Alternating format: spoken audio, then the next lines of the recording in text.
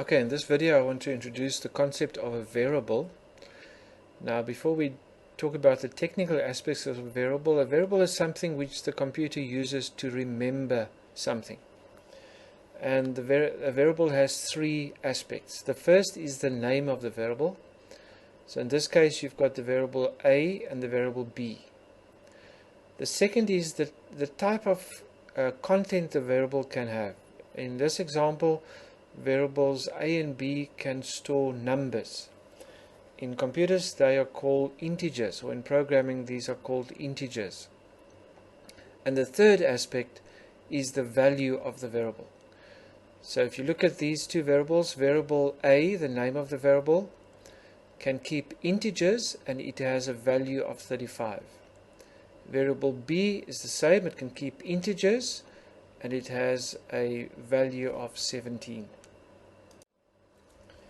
Okay, so when you write a program, there's two things that need to happen to a variable at the start.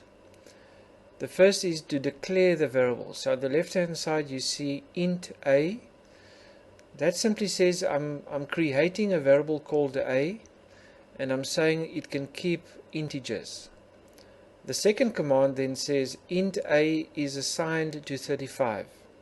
Notice the single equal sign. That means I'm putting the value 35 into the variable A. And the verb we use for that is assign. On the right hand side I've combined the declaration of the variable and the initialization of the first assignment of the variable. So we declare the variable B as a variable that can keep integers, and we immediately initialize it to contain the value 17. Okay, so a variable is declared and then quite often immediately initialized or assigned a value. We have in this course mainly 4 variable types that we will be working with, different kinds of variables. Later in the term we'll introduce a 5th one. These types are called data types. So a variable is of a certain data type. I've already introduced the integer. The integer is whole numbers. It can only store whole numbers. So you'll see there I'm initializing the variable A to the value 5. Then we have the double, or sometimes called the floating data type. The double in this course can keep numbers which have decimals, or put in other words, fractions. So we have the variable double B, which is initialized to the value 5.6. Notice it's 0.6 and not 0.6. Then we have the string variable. Now string variables keep text or words or sentences. So notice variable X is of type string and it contains the phrase or the text John Greyling. Notice that it's surrounded by 2 double quotes, the text. Then the 4th one is the char. The char variable takes only 1 character, and when it's assigned a value of 1 character, the single quote is used. It's important to understand the difference between a string and a char. First of all, the string is when it's assigned a value, you use the double quotes. When you assign a value to a char, you use the single quote. The string is a list of characters. Char is 1 character.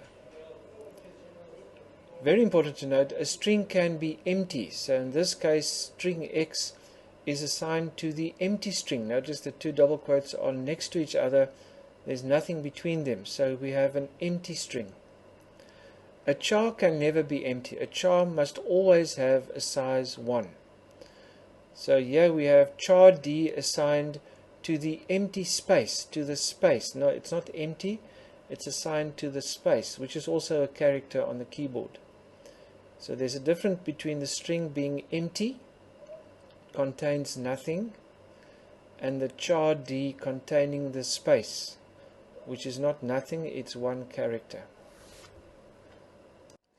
Okay, I want us to look at a few assignment statements that could be either valid or not, just to try and touch on some of the technical issues to consider. The first one says A is assigned to 2.3, where A is an integer. Now you remember that A can only take whole numbers, so clearly this would be an invalid assignment statement and cause a syntax error. Now we look at A is assigned to 6 with the 6 in single quotes. As soon as we put the single quotes around the 6, although it's a number, it is seen by the program as a char. So therefore, because A is an integer, that would be an invalid statement. B is assigned to 4. B is a double, and we say typically that takes fractions or numbers that contain decimals, but it can also take whole numbers. So you can assign a normal whole number to B, which is normally seen as an integer, but in this case it is valid. B is assigned to 4.6, but in double quotes. As soon as you have the double quotes, irrelevant of what's inside, it becomes a string. So although 4.6 is technically a double, we put the quotes around it, it becomes a string, and it is an invalid declaration. X is assigned to 4.6 in double quotes. Because we have the double quotes, the 4.6 is a string, and therefore assigning it to the variable of data type string is valid. X is assigned to T. X is a string variable, but when we have the single quotes around the T, it is seen as a char value. You cannot assign a char to a string. D is assigned to G with double quotes around it. Although G is a single character, as soon as you have the double quotes, the program sees it as a string containing one character. And you cannot assign a string to a char variable. D is assigned to tire with single quotes around it. Normally we say the single quotes makes it a char, but a char can only contain one character. So this would be an invalid statement causing a syntax error. For whole numbers this year we will probably